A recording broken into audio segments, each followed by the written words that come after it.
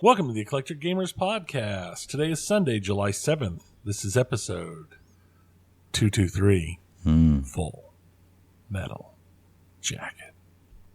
That's good. And we could have made a 222 Vacheron reference that no one would have gotten last episode. No, but that's true. I'm Dennis. I'm Tony. Hi. To be fair, I think the line is like 762 Full Metal Jacket. It's the same It's been thing. such a long time since I've seen it. I can't. 762 Full Metal Jacket. So, what's been going on, Tony? It's been a couple weeks. We didn't have a lot of news last week. Thankfully, there's some video game news this week. There's not much on the pinball side. We're in that weird time of pinball again. Where the market's dying? Yeah. Yeah. Welcome to 2008. We're just wait. Just wait when we hit 2008. It's like, guess what, everybody? The first game of the year has been announced, and it is August. Hey, look on the bright side, because we got to find the silver lining in all things. When on it the reaches, bright side of life. you know, some people think that's their best movie. Would you agree? I would not. I could see the argument. I can see the argument for as it. well. Personally, I put it as 2. Mm-hmm. Yes, but I can see the argument for it. Sure. But anyway, the bright side that I was going to mention, which doesn't have to do with Life of Brian, would be that we would have all the failures to discuss. So there would still be, we would have content because there, like in 2008, there was only Stern, and there had only been Stern for almost a decade. We have a whole vast possible wasteland of companies that we would be able to cover. So I actually think that we could be looking forward to having a lot of content in the future. Very much so. Not that that's positive per se. Not necessarily, but it is. But it is news. It's news, and it's still stuff to talk about. Well, what have you been working on? Not a whole lot. I've been continuing my Ultimate Admiral's Dreadnought playthrough as the Italians. It has gotten very slow because I can't go to peace with anybody. It is still November of 1933. And I have had complete peace where I was not at war with anybody for a grand total of 8 months since 1908. They weren't consecutive. They were 2 different 4-month stretches. Okay. Because the last you spoke to the listener, and we actually had someone on Pinside ask about this game, and I did share the game title with them. You had basically taken over all but like East London, and the English would still refuse to give you peace. Oh yeah. No, it's I've been at war with Germany for 2.5 years. And at this time, there are these several places that are loving the introduction of their pasta.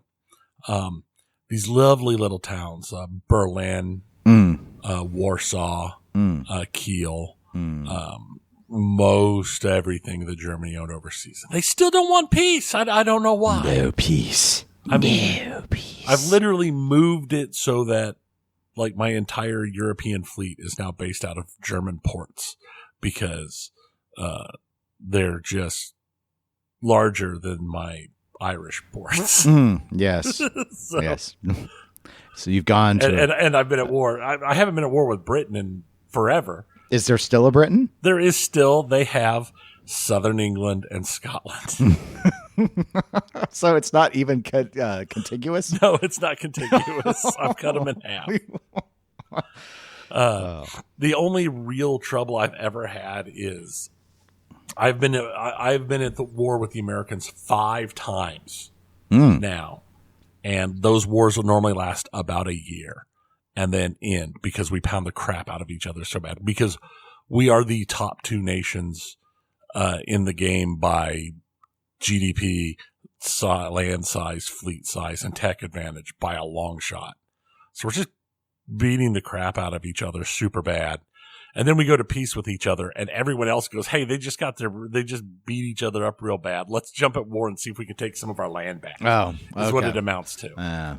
So it's and neither of us can really hurt each other's like main holdings. We're like trading some stuff in the Pacific back and forth, and they keep trying to take Panama back. And I just have put so much stuff there that they can't take Panama back. No. That's your canal now. It is. Yes. It's at this point, I'm literally taking canals and stuff just because I had to. It was the only way to keep their fleets from bouncing. You might want to rename it to like the Postanau Canal or something. Yeah, it's my Bolognese canal. Yes. But in addition to that, when I need a break from that game, I've started playing Star Trek Resurgence, which it's not by Telltale, but it's kind of like a Telltale game. It is basically an episode. It's like a Star Trek episode. And you actually play two different characters, and the story bounces back and forth between the two of them. And it's been interesting and really fun.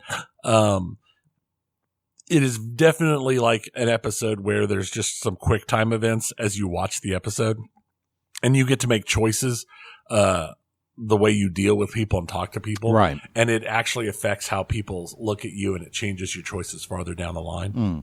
So it's been going. It's been fun. It is on the just edge of Uncanny Valley. Like the art and the faces and the face movements and the body movements are just slightly unsettling.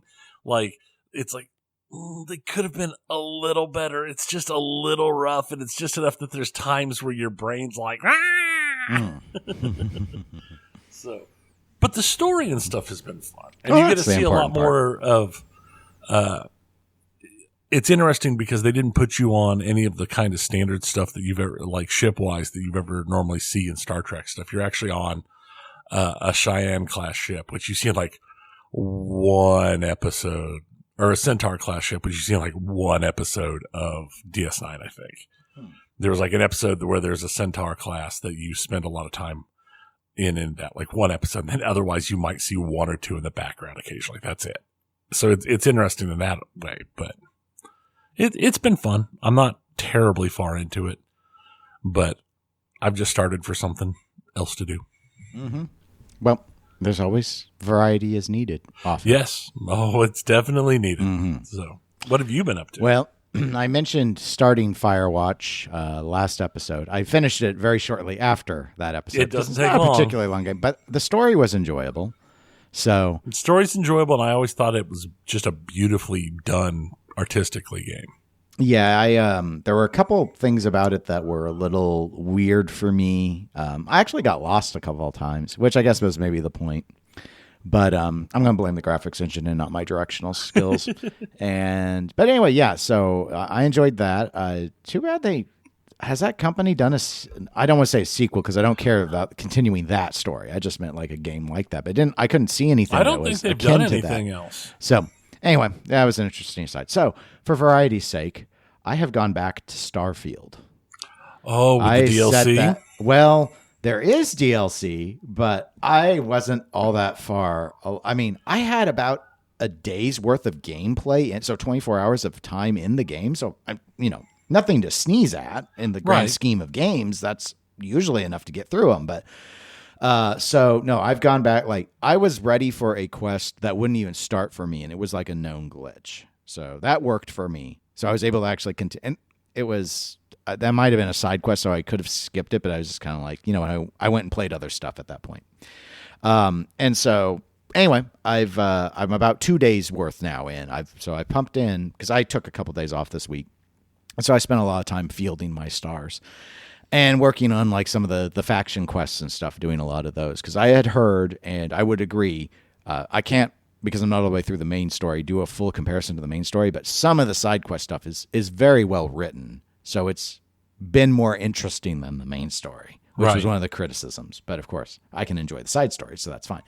So I've been doing that, getting back into it, and I haven't touched the DLC aspects. But I've been enjoying it, so that's good, which I had a lot of trouble getting into it initially. But I think after seeing the Fallout TV show, and I've just finally been able to fully let go that Starfield is not Fallout in space, and I just have to accept that the gunplay doesn't. That's probably my biggest complaint. I just don't feel like the combat feels great to me. I need VATS. I want VATS. VATS is good. VATS is fun, but anyway, so I'm back to playing that. So, and that's pretty much it. I obviously 4th of July went out, talked some video games, went out to a lake in the area.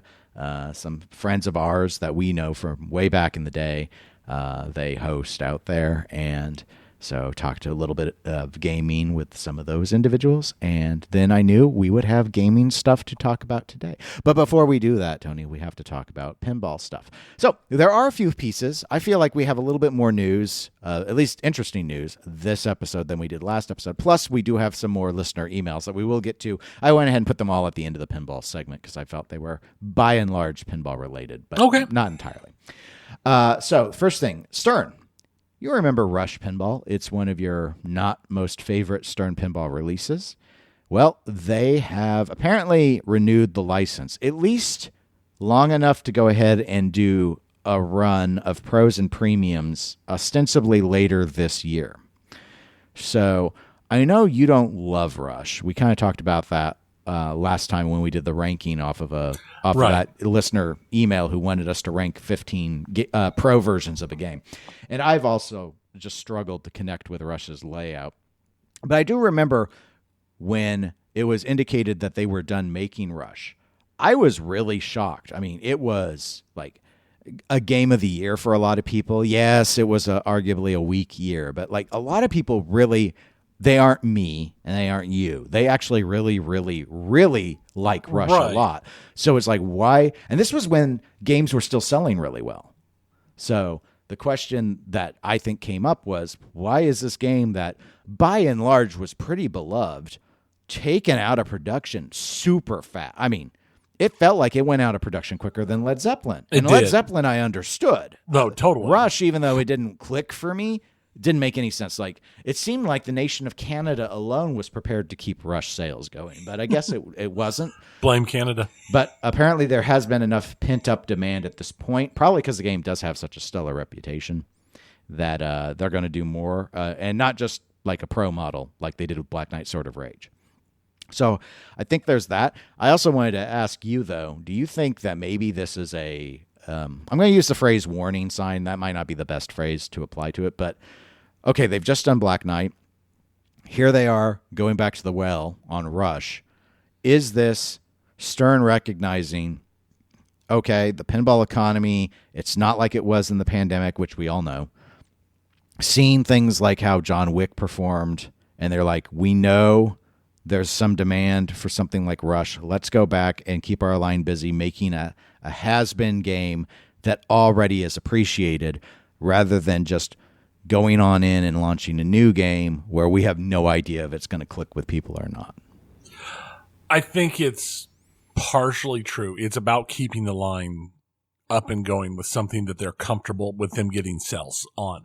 If they've built up an internal backlog of something that's not selling, I can see definitely keeping the line going on something you might actually be able to move quicker. It's not like they would have wanted back in the day to have just continued making WWEs when they had something else that would actually sell. Yeah, and I think an aspect to the piece of this, normally I would say, I wouldn't think it necessarily because we're not yet when a Cornerstone would come out. We wouldn't normally see a Cornerstone in July. Right. I think the expectations are there's been a block in the sort of a blank spot in the calendar of production because Stern provides a calendar of production.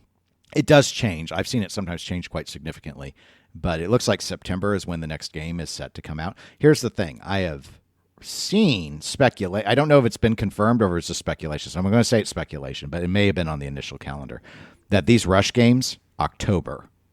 So that's right after when it's currently the month into when, now they can build more than one game at a time. They're starting. Right. But I just think that's maybe more of a sign, not a lack of confidence in the next Cornerstone or anything, but rather that they don't expect like John Wick's to need to be on that secondary line because that they've fallen through the floor. And I think you're correct. I think that's what it is. And I think they're shoring that up. And I also think Jaws probably doesn't have as long of legs as Jurassic Park and Godzilla did. And correct. So there's that as well. Even though, by and large, the buzz on Jaws has been pretty positive.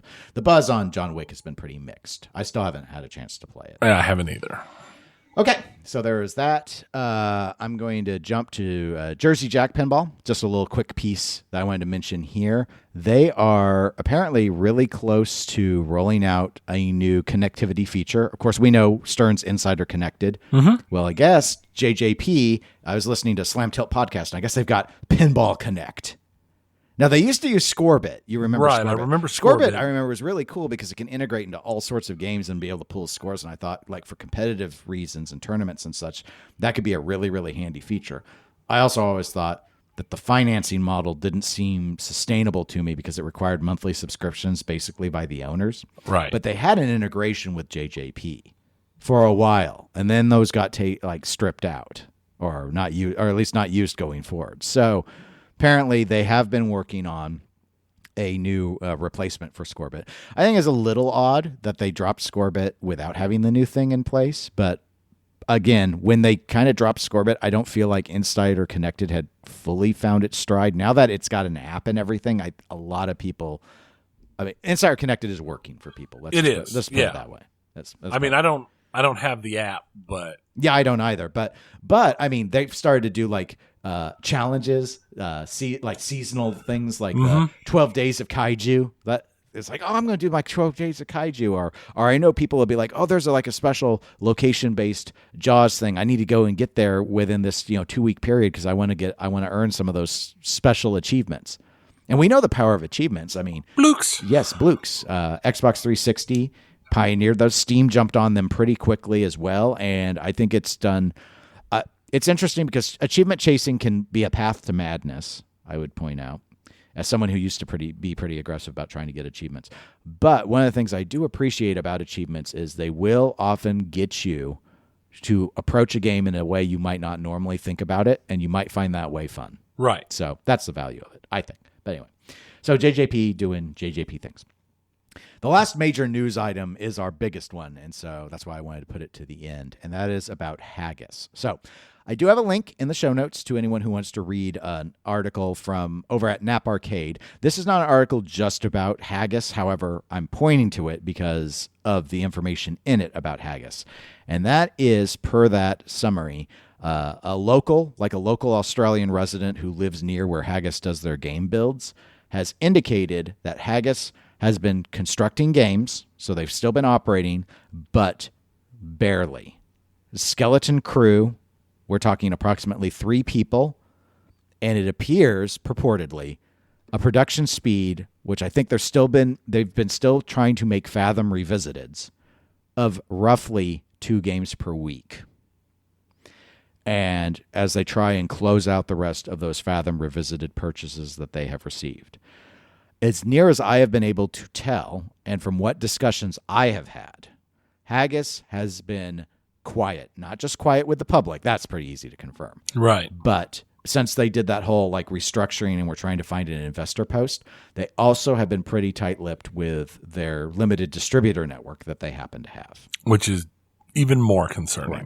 So, now, U.S. distributor Flippin' Out Pinball, who, for full disclosure, the owner, co-owner of it, Zach, is my co-host over on the Pinball Show. So I do a podcast with Zach. So just FYI, so for clarity's sake. We had a discussion about this on the latest Pinball Show. I don't have a link in the show notes to it. People can just find it over on the Pinball Network if they want to hear it. I think it starts about an hour in. But that came up because I guess there was not just I guess, I saw it on Pinside at least, there was a increase in demands for refunds from Zach for people who have deposits in on Centaur Revisited. Zach doesn't have any Fathom Revisited orders outstanding. He had already gotten all of his. Mm-hmm. So it was only Centaur.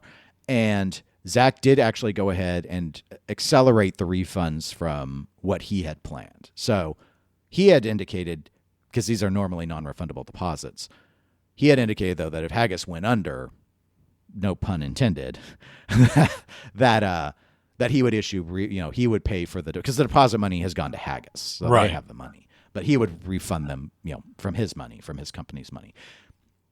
Haggis has not failed.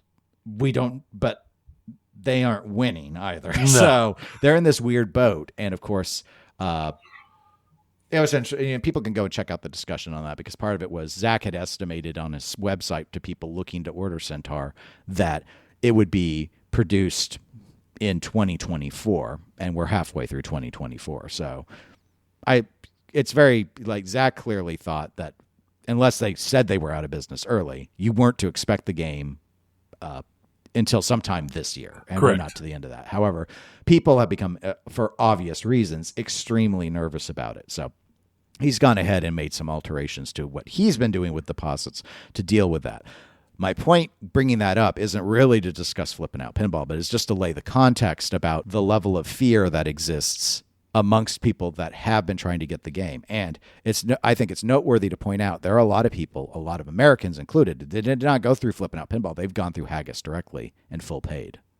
Right. And so, that's full paid or if I'm mistaken on that, have given the deposit directly to Haggis. So there's all the context. Tony, run with this. Like, what do you think? I mentioned this brings us back to our never-ending mantra of do not pre-order, do not. It's not worth it. If you're not talking about a Stern or a Jersey Jack, you're risking yourself too much, in my opinion. I might even include Spooky into that list. I would include Spooky into that list. But any of the other smaller companies, I think you're putting a giant risk. And if you can comfortably put that risk, that's fine. But I think it would be best not to. I'm hopeful that we'll see something out of the Haggis group like we ended up seeing out of Dutch, where eventually people are made whole. But from the sounds of it, if it's 3 people putting machines together as they get a chance when they're not doing the jobs that are obviously putting food on their tables, slowly and rolling stuff out and they're still on fathoms, I wouldn't hold your breath. That's only going to last for so long. Yeah. And I mean, there are some people you might recall, I don't know if we've ever really discussed it, but Haggis offered this like deal also for people because they had this plan to make 5 remakes that they got the license for, like these early Bally remakes, and people like were able to buy in to be in this, like to get a discount across all 5 if they were going to buy them all or something like that. I don't remember the details enough. I'm living dangerously here, but special pre-orders with extra pre-orderiness. It's a total mess. To me, the thing that stands out was how much of this is of Haggis's own making. The company that was arguably the most transparent pinball company ever when it came out has now clouded itself in so much shadow that they may be the most opaque player at this point. I mean, we're talking a company that when they were making Celts was like doing weekly videos and promoting. I mean, and a lot of this was to promote the brand. They have struggled mightily ever since Fathom. And given that I completely understand the consumers being petrified who have $1,000 deposits down on a game that not a single one, to my knowledge, has been built yet because they're struggling to finish Fathom. For those that don't know, Fathom was supposed to be done by the end of 2023. Right. And the last information we had with that information about needing an investor, which is scary enough, also indicated they still have supply chain issues, which is not a common problem that most pinball companies are pointing to in any way as being a barrier anymore. Plus, we just have to factor in that this is a very different market now. I think it was a very different market by the time that Centaur Revisited was announced. I was quite frankly very surprised at the number of pre-orders I heard about for those Centaurs because I thought it was way too expensive. Yeah. Because it was a significant markup over Fathom. For maybe as interesting of an art package, it depends on your take. But I don't know other than this, this sort of scenario. So, I mean, if the games get built, I suppose the distributors would have their orders because the deposits have gone to the company, and then they could just sell the games, not to a pre-order person, but just sell them out of a warehouse, which a lot of people would maybe be comfortable with. Quality issue concerns aside, which has been a problem that's plagued a lot of these smaller manufacturers. And I've heard mixed things about Haggis's build quality. I've heard some people have very positive experiences. I've heard some people say they've had parts issues. The biggest thing I've heard hasn't been like that they have an excessively high failure rate, but rather one of the frustrations is this whole thing about not getting games built. You can't get parts out of them either. Right. And it's just, I'm gonna, because I don't know the details and it's unfair of me, but I'm a podcaster, so I'm gonna do podcaster stuff, and I'm gonna ride in on my horse of ignorance, and I'm just gonna start spouting off stuff. This completely aligns with everything I said about how this having a company based in Australia does not make sense. That is not where the supply chain is. It doesn't make any sense. They were behind the eight ball the moment they decided they were going to do manufacturing in a country which has a pretty high per capita number of pinball players, but is not where most of your sales are going to be. Had it been an entirely Australia-focused endeavor, maybe it would have made sense. But their whole just-in-time manufacturing approach, by their own admission from their last email, has not worked in their favor. So they didn't, and they're getting... Purportedly, they fell behind because, one thing wouldn't come in on time, and they couldn't, it's not like they order enough stuff that they get stockpiles and they're able just to build off games. It's just sort of like, now we have enough to build one sort of thing. It's just, do you think they Dutch this and, maybe years later actually get through building everything that money can't? Like, do you think they survived? Because Dutch, we were surprised, but they pulled through and got all their big Lebowskis out. Right. And I would say I would consider that the best case scenario. The best case scenario is that they successfully make people whole. What we actually see out of them, I don't know. I mean, I was convinced that Dutch wouldn't make it, and they did. So maybe Haggis can pull off the same thing. But here's the thing.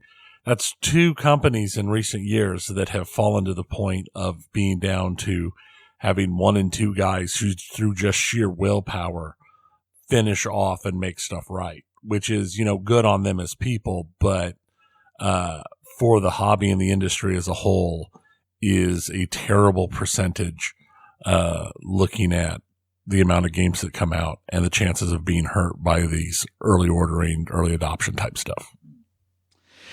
Well, I mean, yeah, it's looking like that might be best case scenario. Here would be my recommendations. As a non-business person, I was going to make up my whole recommendations. Burn it all down. Gotta go full podcast. Okay, so here's the thing. Maybe it wasn't the best commercial decision, though. I completely respect the fact that they were pretty transparent about the issues that they had faced with the manufacturing, the hope to pivot, and the need for restructuring. Okay. May not have been the best business move, but I think the community liked hearing something. At this point, I feel you need to be more transparent. I do not mean weekly videos of whatever you're doing at the Haggis factory. Nobody cares. They do care, but I don't care. Here's what you need to do. Like some of this information that's referenced in the Nap Arcade article. How many people are building games? Tell us. Or at least tell us, what is your weekly build rate on Fathom? Like, tell us. Maybe tell us over the last 8 weeks how many you've built each week. Outline what your plan is on if you don't get this restructuring investment that I assume they're still looking for, because things haven't dramatically changed as near as I can tell. Like, it doesn't look like they've been infused with cash. What's the plan? Is there a plan? And I get it, like the fear would be, well, who's going to put any money in if the plan is if we don't get more money, we have to go out of business? But honestly, nobody ethically, in my opinion, should be taking money on any of these games at this point. Like if I was selling Centaurs at this stage, I'd be like, no, I will not take your money anymore. This is just too dangerous. And I'm not aware of any that are, except I don't know if Haggis would still let you buy from them or not. But I definitely wouldn't do it. They needed to sort of indicate, like, this is what Dutch ended up doing, as you may recall. Like, we knew Dutch was going in and had basically volunteer labor. Like, the owners were going in and they were initially building games and then selling those games new. And that could be the strategy here, as you mentioned, like a best case scenario thing. It could be we're going to build 2 Fathoms a week and get those to all those pre-orders. For the Centaur people, you're now the Centaur early achievers. We're super duper sorry, but we're going to have to build Centaurs and sell them. Like, here's a game in the box, ready to go, sold to someone who didn't pay for it. And then every 3 that we sell, we can build, and whether people are going to have the patience for that, I would probably rather have partial refund or whatever, pennies on the dollar, because I think investment, again, it's like, is this going to take 10 years?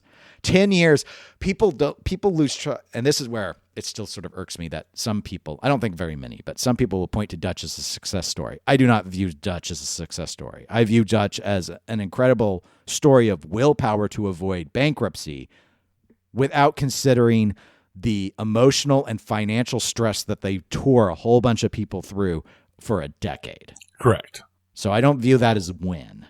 I view it as an interesting outcome. But your mileage may vary on that. But there's that versus if Haggis gets infused, like what they think they would be able to do and what that timeline, that estimate would be. I'm not asking for concrete details, just like, what is the plan? Just saying, I want to restructure, like who, and maybe they're having conversations behind the scenes, but like when you see that and you see where they're at right now, who in their right mind would go in and say, you know what, other than like an angel investor who's got more money than sense, who's going to come in and say, wow, what a great idea. You owe all these games to people and you've already purportedly, ostensibly blown through all of the deposit money you have. So you're going to take my money and then do what with it other than try and dig yourself out of a hole? It's like, my question is, when do I make money? Because it sounds like you need my money to subsidize all the mistakes you already made. And I said this on the Pinball Show, and I will still stand by it. I've met Damien. I met him at Texas Pinball Festival. He seemed very passionate about pinball. But if I was to invest, I would want a change in leadership at this point. There's more than just passion to doing something successfully. Mm-hmm. Sure. I mean, that's been proven time. And so I think part of the plan would need to be with an investor. I don't think you can go in and say, here's my restructuring plan, and I need an investor. I think the plan needs to be, I really need an investor, and I want to rely on that expertise and discuss a restructuring. And I am prepared to be a partial owner and to lose my CEO control over this because I have failed. Yeah. And I think that would be, I'm just trying to think of a way where anyone who was truly wanting to invest would possibly give money. And I think they would need to have a voice in it. They're not going to be a silent investor. Right. And I think Haggis is just too small to get the investment that they're looking for, especially with being as quiet as they are. And it came to me while we were talking here. It's like, wasn't there also like a huge list of like weird, freaky extras for like the limited edition Centaur purchasers, like custom motorcycle helmets? There was like a helmet and stuff, and a bunch of other. There weird was some swag stuff. And stuff, yeah. So that's what I was thinking. So I wonder how that works in addition to everything else. Yeah, I don't know. It's a mess. But anyway, so there's your Haggis update. I mean, that's all the pinball news I have. We do have a few emails I mentioned, so I'm going to go ahead and start going through those. I'm going to start with Rob F., who wrote in and said, oh, Rob's probably worried what voice he's going to get. Sorry, Rob, I only have a few. My Led Zeppelin premium that I bought 2 days before your most recent episode. I think Dennis's quote was, Led Zeppelin would be 15th for me, even as a premium as well. This is not a game to buy. Do not buy this game. No, do not buy this game. It's not worth it. Like at all. Just don't buy it. Brutal, lol. Truth be told, I only considered it because I got it for a steal at $5,400. I didn't know Stern premiums could get that low. For that price, it's worth the few weeks I get to play it before I turn it around on trade or sale. I think that's a pretty safe bet. I won't lose money on it. Unless you guys talk about it again next week, that is. My take on it is so far that it's a pretty dull game. I can't call it terrible. I have played Barbecue, WTF, Thunderbirds, and Punny Factory, but certainly a disappointing effort. Before this, I played both Pro and Premium a couple of times at shows. The Pro version is the worst Spike 2 game, hands down. The Premium is better, but maybe still the worst Spike 2 game. Honestly, the best Premium upgraded feature that tends to be forgotten is the expression lights are included. They look fantastic and are integrated with the music very well. I can enjoy that magic monger elevator mech. I did not read this ahead of time. Thing for my basic love of a rippable spinner point of view. The added third flipper shot is certainly better than the Pro's crash dummy brick wall, but not much. It's really hard to hit and it likes to rattle or reject. It's not a lot of joy to be found there. Once you get the shots figured out, combos start to chain together, and that's probably where the charm ends. Don't buy this game unless it is from me, and I am sure to make you a good deal on it. Smiley face. Okay, sorry for the edits and a beep there that I've decided I needed to put in, but thank you, Rob, for writing in about that. I do apologize about the harshness of the game, and I didn't really. What's the expression I've heard on Loser Kids Pinball Podcast? It's not my goal to yuck in your yum. So let me put it that way. It's not my goal to yuck in your yum. Yeah, they don't like to yuck in people's yum. That's why they try and be positive. That's what they mentioned on one of their episodes. I'm like, you know what? I think maybe I yucked in Rob's yum, and that wasn't my goal to do so. However, I don't think you did reading that article. Well, or that letter. All right. So I would say at $5,400 for a premium, I definitely would have been tempted to get the game as well. So I do understand that. Like temptation. I mean, Tony, have you ever thought about like if you saw like WWE LE for 2,000, like maybe it would? No. All right. What he meant to say was, yeah. So it's like that. It's like that. So like if I saw a WWE for like 200. But no, I wouldn't have bought this either. No. Rob, I mean, thank you for the quasi review that you provided. I'm sure that's helped a lot of people understand. And hopefully contact us I don't want to because I don't want to be responsible with hooking someone up with a Led Zeppelin. Yeah, let's not do that. Just reach out like into the ether asking for Rob F to contact you or watch for his ad wherever good ads are made and consider buying this game. If you want to think that we are all very wrong because taste is subjective. Taste is subjective. Question mark. I mean, not in this case, but in many cases it is subjective. So always remember that. So thank you, Rob. Chris G wrote in. And you might recall from the last episode, he was the one who asked about the Southern accents. Right. That's where I think, because the first line goes, "Thank you for addressing this. Tony, why limit yourself to just feet or food? Por qué no los dos? Put a Led Zeppelin Pro in the background for the weird self-harm people. I was upset by the lack of fence news on this podcast. The people want to know." Chris. Well, thank you, Chris, for writing in. And another beep for me. The safe word is jackpot. Okay, so those that didn't hear the last episode, the feed or food thing was about Tony's OnlyFans. We can't assume that everyone hears all the episodes, so I have to put all this stuff in. So you could do both. That's what Chris is saying. You could consider doing both. You were trying to decide between the two, but you didn't think about gluing the two together. That's very true. I didn't think about that. The Led Zeppelin Pro in the background brings thoughts to mind that I see why I put these in the order definitely I did. Not say on the podcast. But I don't know. Maybe it'd be, I don't know. Mental images happened, and that's a thing. Yes. So but no, the safe word is jackpot. Jackpot.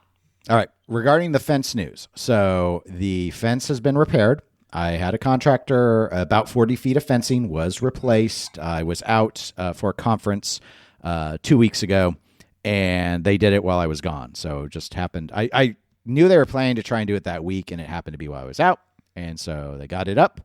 And there was because there's a giant cottonwood tree in the corner, so they had to be a little creative about that because there was no way to drive a new post in where the cottonwood was and work around it.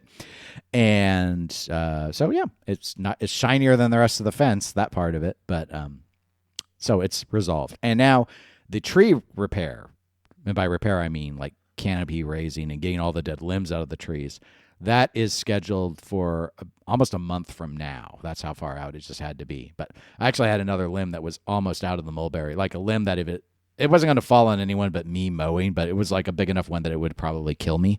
So I pulled it out of the tree myself yesterday, and I'll have to saw it down probably because it's pretty thick. But I was like, that one's getting too low. That one actually broke off the tree. There's a lot of dead ones on the tree still that need to be dealt with. So there's your updates on my lawn stuff.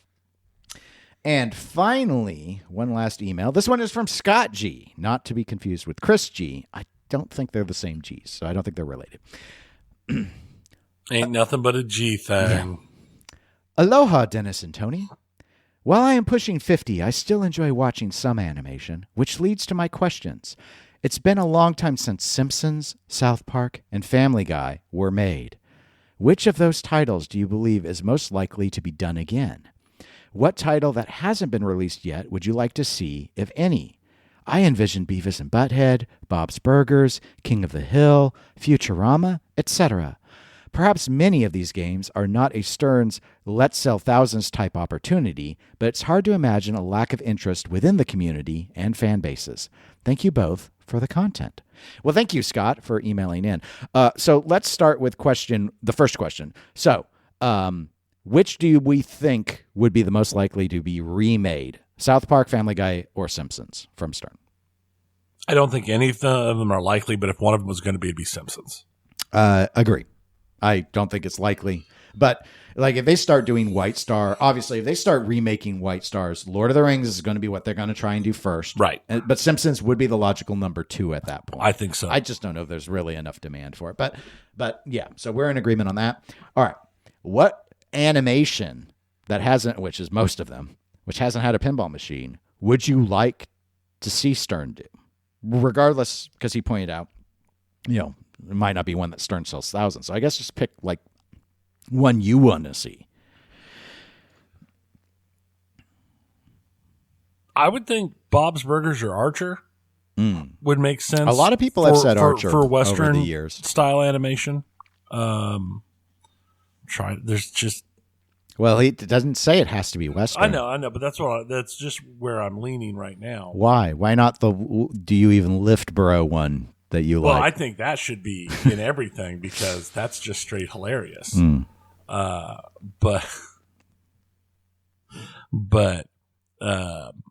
no, I definitely think that that those are the ones that I could see the most from there. I think if you were going to go to anime, there's a ton of choices, with the obvious one right on top for me being Dragon Ball would be the obvious one. Well, if I were to do anime, and I'm going to lean a little more commercial with that, I would do Cowboy Bebop. But what I would... I think Dragon Ball would sell better. Dragon Ball probably would sell better. However, I would do Cowboy Bebop because I do have a preference for it. Oh, you're not... I'm not going to say you're wrong. No, I mean, but I still think I picked a pretty commercial one. I think so. My overall pick, which is a Western animation pick, is really easy for me, and it wasn't one of these listed. These would almost all be commercially better. But Venture Brothers, that's what I would. I did really enjoy Venture Brothers. The Monarch, and I get to voice the Monarch.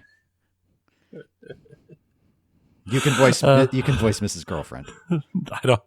I'll pass. No, you could do it. I believe in you. I think I'd be better off for one of the hints. Or was it Dr. Girlfriend? Dr. Girlfriend, and then it was Dr. Mrs. the Monarch or something like that. Yes. Number 20. You could voice number 23. Yeah. It would get Mark Silk to do that one. Everyone listening is like, I have no idea what they're talking about. The characters are so over the top. The show started as a Johnny Quest sort of spoof, but every season kind of went with it. It's kind of like how my understanding is Archer's kind of gone with a different style as it's moved forward. It was kind of like that with seasons, not to the same degree, but it was kind of like that with the Seasons and Venture Brothers, where they kind of started twisting on things a lot, but it's always just sort of making fun of these villains versus heroes, and the heroes aren't very heroic, and the villains are lame, and there's a lot of like corporate politicking and just all the sort of but the characters, so many of them, because they're over the top in their own ways.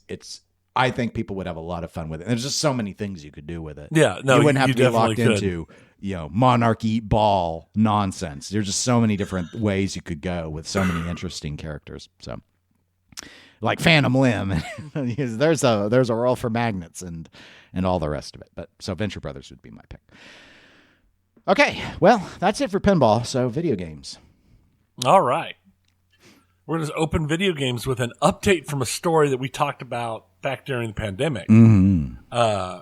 Back during 2020, Dr. Disrespect was dropped for no reason that was stated. Permanently banned from Twitch. He didn't even know why he didn't even know. Supposedly.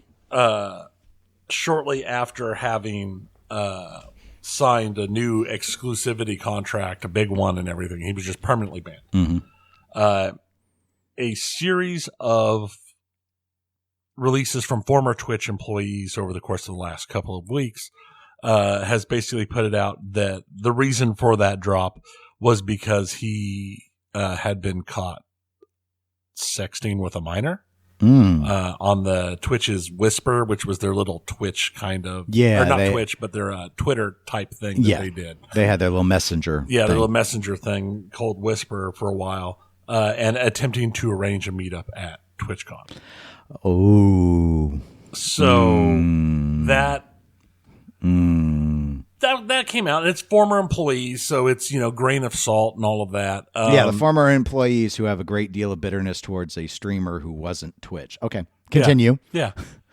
Which was rapidly gotten rid of when Dr. Disrespect himself admitted afterwards that that was basically what happened. He said he said that he exchanged messages with an individual that was a minor in 2017 that, according to him, leaned too much in the direction of being inappropriate.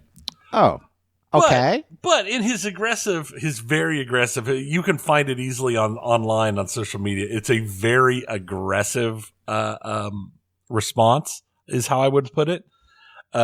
Stated that there were no real intentions behind the messages, whatever they were that occurred, and that he was also claiming that he is not a predator or a pedophile. Well, claiming those things might be problematic for his brand, but right. I don't know, Dr. Disrespect. So, very true.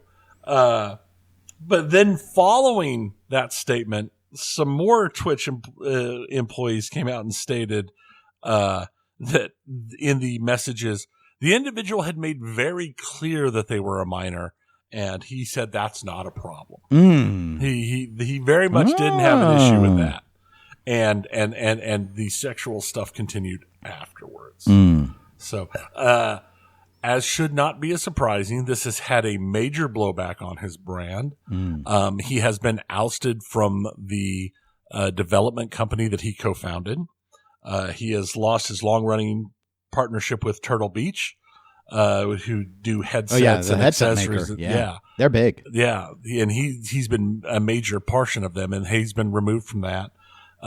He's been removed from NBA 2K24, in which he had like a character and call-outs and a whole bunch of special stuff. And by removed, I mean on the next patch, they are removing all of his stuff and renaming anything that's left and completely removing him from the game. And he also had to deal with the San Francisco 49ers, who have dumped him completely. And he is currently on an extended vacation.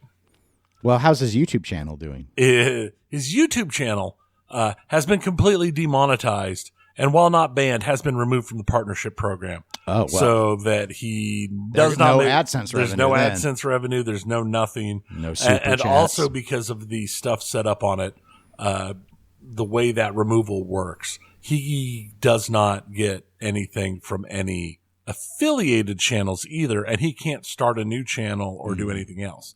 He has been basically persona non grata from YouTube. So he can still post stuff there, but he won't make any money off of it. He won't make any money off of it. So we will see where that ends up going, but I think that explains very well the reason why they dropped him in the middle of such a thing solidly. It never made any sense one that he said he didn't know why they dropped him. That was nonsense. I think everyone knew that, though, from the get-go. But that they had this was a major... He was a big traffic driver for Twitch. For them to decide just after signing an exclusivity deal to walk away from that meant they had to have been really scared about something. I know the other thing people thought was that he had, maybe done something like with Mixer or something, and tried to make a deal with some other company and offended Twitch. I'm like, this is all about money with companies like this. They would have thought that he will damage the Twitch brand was the only thing that ever made sense to me. Right, and this would be damaging to the Twitch brand. Yes.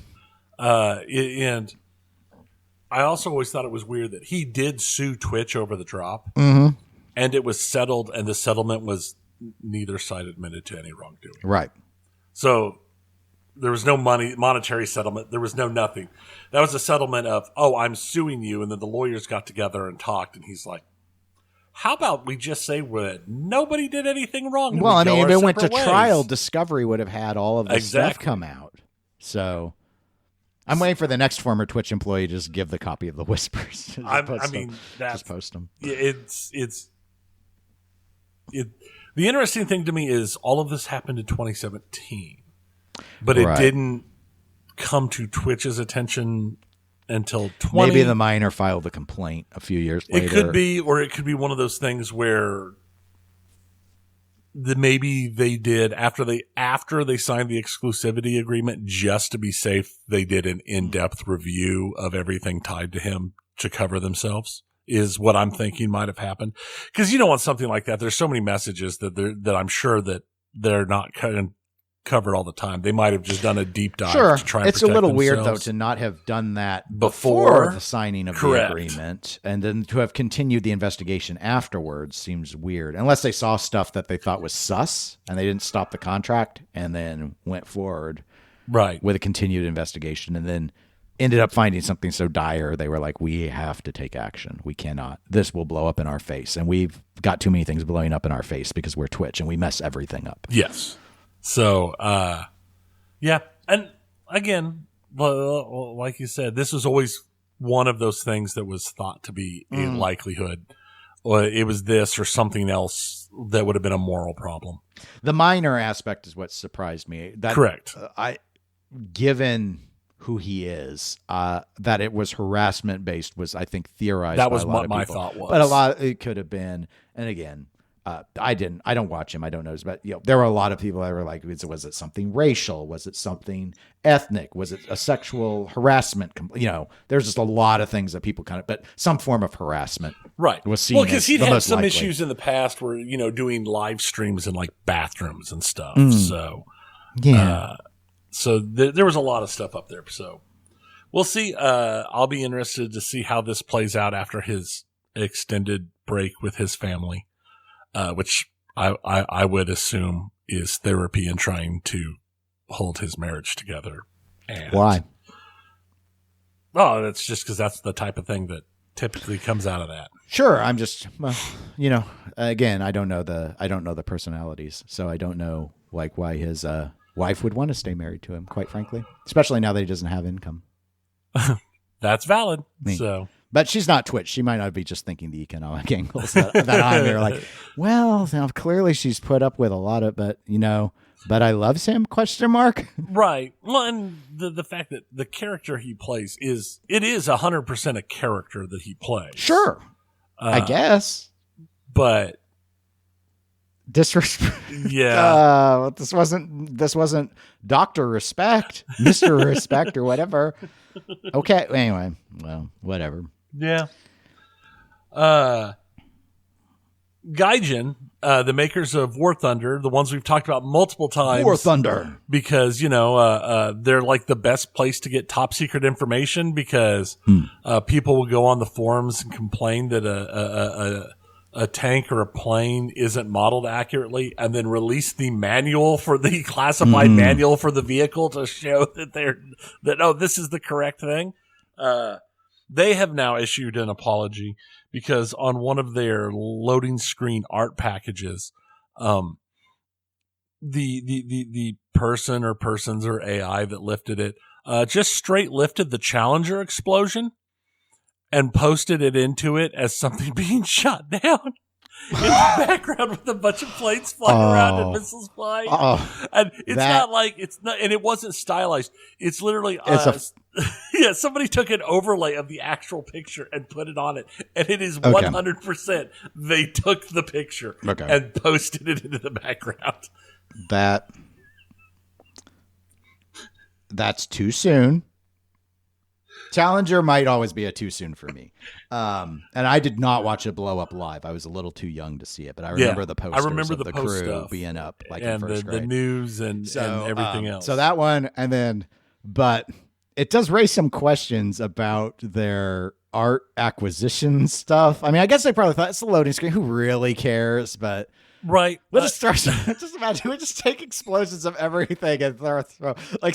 I'm now just imagining like someone's like a hard-boiled egg in the microwave explodes, but they take the image because it said explosion. They just superimpose jets and tanks. Well, and the thing is they released a statement, and that's basically what it says. The statement is, "Hey guys, please accept our apologies for this. The picture was part of an aerial explosion reference pack used by our artist, and the context was lost." Because our artists are all like 20-year-olds who don't know. Right. We'll change the key art on Monday, and we'll make sure this doesn't happen again. Sorry, everyone. Things like this shouldn't happen, and we'll make sure it doesn't repeat. Okay. I'm not going to slam him too hard. I still remember this was where the Kansas City Star, major regional newspaper around here, had to apologize when they did the circus was in town, and they said, "Here come the clowns," and they used a stock photo of Gacy in a clown outfit, and they had to issue an apology the next day because they had archived stock photos of clowns, and he's in there because of so they're just like, I don't. So it happens, but it's like, but we don't like it too. Anyway. All right. So thanks for bringing up the Challenger. I just love to remember that. Well, as we continue to talk about disasters, there's a new live action Street Fighter movie on its way. No. March of 26. They're starting production now. The question is are we getting Von Damme Street Fighter, or are we getting Legend of Chun-Li Street Fighter, or something in between? I can't believe that there's going to be something better, because I don't know, as much as I enjoy Street Fighter, I don't know that there's anything in here that can actually make this a decent story. I think I've seen both of those. I can't remember the Legend of Chun-Li one at all. Van Damme Street Fighter, the only thing I really remember, one, Raul Julia owns that movie. Totally. He's dying. His kids love the franchise. He showed that this guy was a serious actor. The only other thing I ever remember is how much cocaine was done on the set. That's like every story you hear about it is there was a lot of cocaine. That's like all the cocaine was done. Like Raw wasn't on the cocaine, but like everyone else just like line, like you probably can see the lines in the background. It explains so much about that. 100%. If you have not seen that Street Fighter movie, it is worth watching. It is. Just to see Raul Julia eat the largest ham ever and just be so over the top and perfect with being a massive ham. It is what every other role where somebody's trying to be massive ham dreams to be. That's where that's where Jeremy Irons in Dungeons and Dragons wanted to be Raul Julia level of being a massive ham. That's what he was aiming for. He didn't get there, but that's what he was aiming for. He tried. I mean, he probably had even less material to work with, but also Raul Julia was just such a phenomenal actor. Correct. I would say it was, in my opinion, the greatest scenery chewing performance since Wrath of Khan. Yes. Yeah, I think you're right. So definitely. And probably perhaps the best scenery chewing ever done. Just like in terms of like just the quality, like it's schlock, but you want to listen to and weave it. I mean, there's a reason why people talk about but for me, it was Tuesday. That whole speech is so memorable because he delivers it so well, and he's in this ridiculous robe and all this. Oh, anyway. And if you don't want to watch the movie, I guarantee you, because I've seen it, there is a compilation on YouTube that is just him chewing scenery from that movie, and that alone is worth it. Yeah. All right, but so there's a live action. Well, I don't care. Yeah. Okay. Yeah, it'll be more interesting when we find out who the actors are. Yeah, I mean, maybe this one's names. Actually good. Yeah, I'm assuming at this point that Chris Pratt is Ryu. That's kind of where I was thinking. I'm worried. All right, maybe Ken. Maybe Ken. They might be enough now where they're like not going to whitewash Ryu. Like yeah, that, maybe they'll make him Ken. I mean, because in the other one, Jean-Claude Van Damme was Guile. So that was at least a little bit better of a fit. But yeah, no. The American played by he's from Brussels, right? Muscles from Brussels. That was what people called it. Yeah, I'm like, yes, what a great fit as the American Guile. Come on! He didn't even try a terrible American accent. I don't care where he's from. He needs to do the fake American accent, like the Brit who played the villain in Indiana Jones and the Last Crusade, the Nazi guy. He was like, they told me to sound like an American, and I used the most ridiculous American accent that I couldn't believe, and they loved it. And as a kid, I thought he was American, and he thought he was like the Dick Van Dyke of Britain.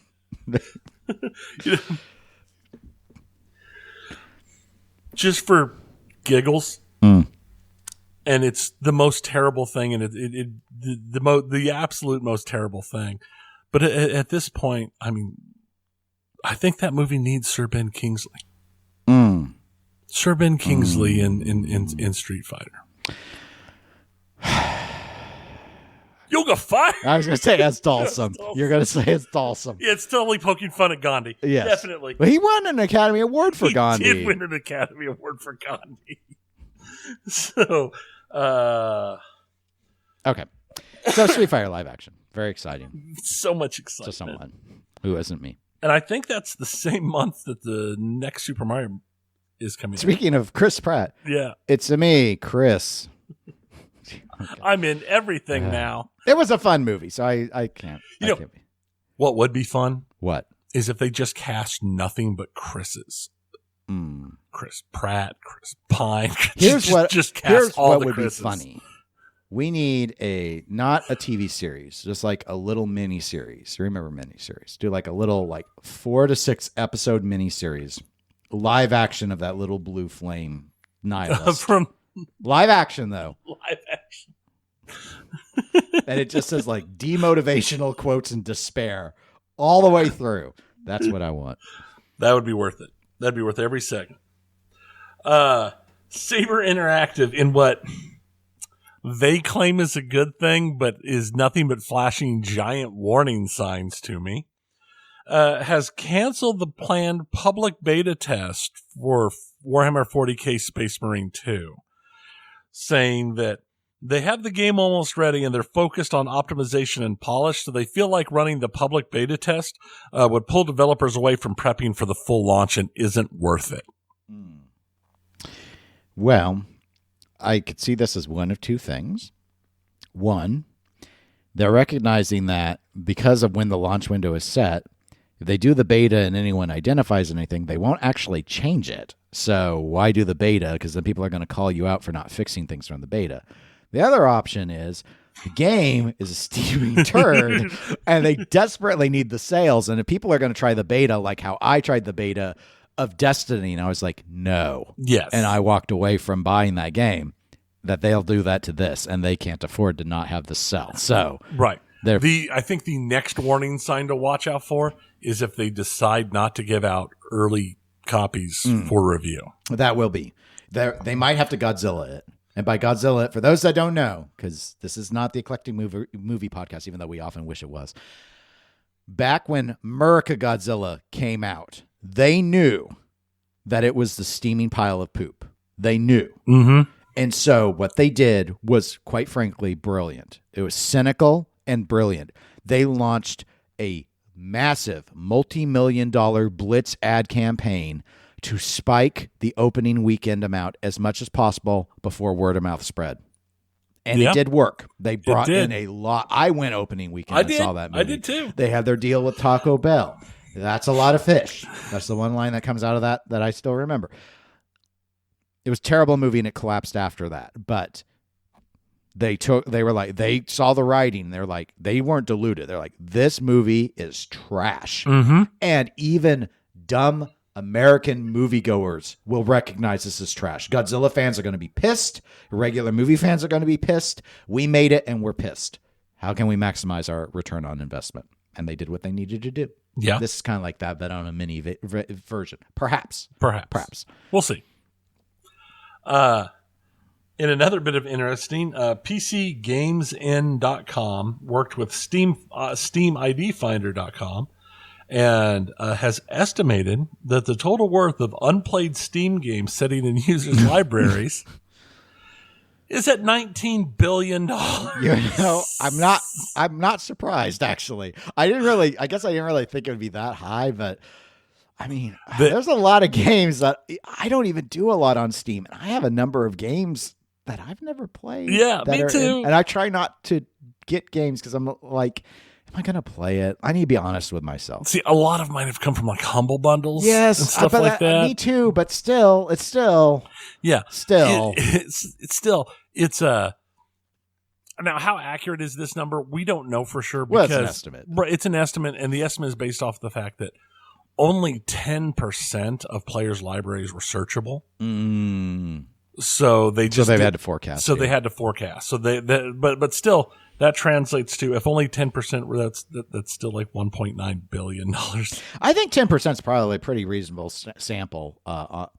I don't know the full methodology, so I don't want to go too out of turn in terms of speculating that they had a good structure. But that could be their inaccurate. methodology is they got the number of unplayed games in at 10%, so 10%, and then they multiplied it. Yeah, I think 10% is probably a reasonable enough at that point. You probably have a pretty good average of what overall Steam would look like. I would think most normal surveys and such are much smaller levels, and you don't get a lot of percentile improvement once you start going up. Right. People sometimes ask like, why on the political surveys is like you get this margin of error when you cross like a little over 1,000 people, but like 2,000 people, it's like no one goes for that. It's like, because honestly it's not worth it. Like, statistically you're not going to see much difference after that. But anyway, no one cares about that. It's not an eclectic survey podcast. Now, just out of curiosity, I went ahead and went to the Steam ID Finder and their little pile of shame, which, as they call it, is the pile of shame, and ran myself through the pile of shame, and my pile of shame is over $2,000. Tony, my total Steam library count is over 8. So. I know I haven't spent that much on video games. You don't know. That's the thing. You don't know. It's been years. It has been years since you turned on your turning on Steam. But there was a period of time where I was getting, I was part of the Humble Bundle deal thing. So I was getting like 8 or 10 games every month of Humble Bundle stuff. So, but yeah. And I've also had a Steam account for a long time. So. Now, here's something we've not reported on in a long time. PlayStation is actually going to attend a show. Wow, one that's not their own. Yes, they're actually going to have a major presence at the Tokyo Game Show this year. And they've not had a major presence at the Tokyo Game Show since 2019. And they've not really had a major presence at any show since 2019 or before even. They pared down to only going to a couple of shows before they completely went away. So I find that interesting because while they've still skipped almost everything this year, they are going to attend the Tokyo Game Show. Cool. Be interested to see what they have there. And the Nintendo had their call with investors. Had a bunch of discussions about a variety of things, including a discussion about taking legal action against people who utilize their IPs in ways that make people uncomfortable, which I think is them getting around just playing on the edges of saying basically they're going to go after people who Rule 34 Nintendo stuff if it's too blatant or they make too much or it's too big of a money make thing. Because there's no way they're insane enough to attempt to go after Rule 34 stuff because there's just too much of it. They would lose. That'd be like when Bioshock's creator, made his big giant call about people not to Rule 34 Elizabeth from Bioshock. And that went out. That worked so well for him. Yes. They all listened and were like, you're right. We should leave her alone. Yes. Yeah, that's definitely what happened. But also during the call, one of the things they talked about was Switch 2. Specifically, they stated that they did not believe the parts shortages that caused issues with the original Switch release, in addition to like the Xbox and PlayStation releases, were going to be a problem for the launch of Switch 2. They did not share any information about when that would be, cost, or anything else, but they did share that they are currently not planning on any price changes for the original Switch at this time. So the only other thing we know is we're back in March or May. They had made the announcement that they would talk more about Switch 2 by the end of the fiscal year, which for Nintendo is March of 2025. Right. So we'll see when we learn more information about that. And the last thing is Summer Games Done Quick ran this last week, and I completely missed it and forgot about it. But they raised $2.5 million.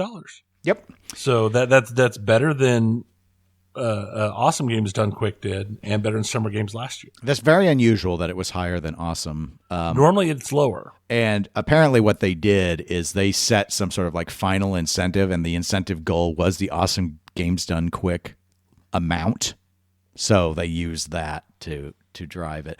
I only watched a little bit of it on a couple of days. There was one day, I got to admit, I was pretty annoyed, though it didn't drag out too long, where there was someone and they were doing Baldur's Gate 3, and the incentive hadn't been met. So the person sat there acting like they were thinking about how to set up, or acted like they were setting up their attack on the final boss, which was like a 2-second thing, and stalled it out for, I'm going to say 2 minutes. It was probably one to get the last $1,000. And I was just like, I was also really surprised that they got more than 2023's SGDQ. SGDQ 2023 was less than 2022. And I just figured that people were going to be less generous this time around because of market uncertainty. But very much. But apparently it worked. But very different that they passed AGDQ, because that's winter and people are out doing summer stuff. So yeah, normally usually it easily makes more money. But so that very much surprised me when I read the news about it this morning. I have disliked their recent issues with stretching incentives to not allow incentives to fail. Yeah, I mean, I think people, and maybe they've tried to do that for a while. It's just the incentives have become more and more aggressive, and the obviousness of not allowing it to fail is like apparent to everyone at this point. So it's hard. The hype is fake, so it's hard once you've seen a number of these and you're like, well, they always make the incentive. So if they just miss some of them, it wouldn't feel so artificial. Right. But they it's gotten dumb too, in my opinion. I mean, I guess it's working, so they're going to do what they need to do. And this was for Doctors Without Borders, was what this was raised for. But I mean, when it's stuff like, we want another $50,000 to play a 3-minute DLC thing, and I'm like, this doesn't equate to me. Whereas, they got little things that, raise a couple $grand to like pick the name of the character, kind of fun stuff. I remember they did a thing a few years ago where it was like $25,000 or something like that. It wasn't insanely large, but it required the streamer to do his final inventory shuffle for Final Fantasy IX before going into the final boss blindfolded. It's like, okay, I can see that. That's interesting. Because that means everything has to be done off muscle memory. Yes. And they had someone who had did some Mario 64 blindfolded this time as part of I think he did some of it I think was part of an incentive. The dog was back. I did not watch it. This time the dog played Ken Griffey Jr. baseball or something. I don't know. Was it better? I didn't watch it because I won't, because that dog needs to not play video games. I've already decided it. I will recommend 2 things, and they're going to be very samey, so I feel bad about that, but I think it's worth it. I will recommend the Kaizu level Mario Maker thing that they did with 2-team relay race, where that's fun. That I thought was really good. And then Mario Maker 2, they did troll levels, 2 people running troll levels, which was a lot of fun too, because they're just all the worst things in the world. Right. I can see that. So that's it. Okay. Well, folks, if you want to reach out to us, the best way is email, eclecticgamerspodcast@gmail.com, but you can also contest us. Yes. Okay. It's been a long morning. You can also contact us, facebook.com/eclecticgamerspodcast. Of course, the best way to support us is listening, but the second best way is financially. Patreon.com/eclectic_gamers. We have tiers as low as $1 a month. I've started as of this month to not just do a babies first, but rather a pinball meme. I'm going to try and do that for a while, because I'm tired of working in the babies first duck into everything. Honestly, there's just too few pinball releases to really use the duck. So anyway, I don't know. I don't promise that, but it's just something kind of fun. But otherwise, it's really just we don't give you stuff, sorry. It's just out of the love of listening, but we appreciate it. We do. Where else can they hear us? They can also hear us on Twitch and Instagram as eclectic_gamers. And we will be back in a couple of weeks. There might be a release. I don't know. Probably not. Let's be honest. Let's be hopeful. But if there is, it'll probably happen tomorrow. So keep those listener emails coming, so we'll have something to talk about, just in case that doesn't happen. But until next time, my name is Dennis. I'm Tony. Goodbye, everybody. See ya.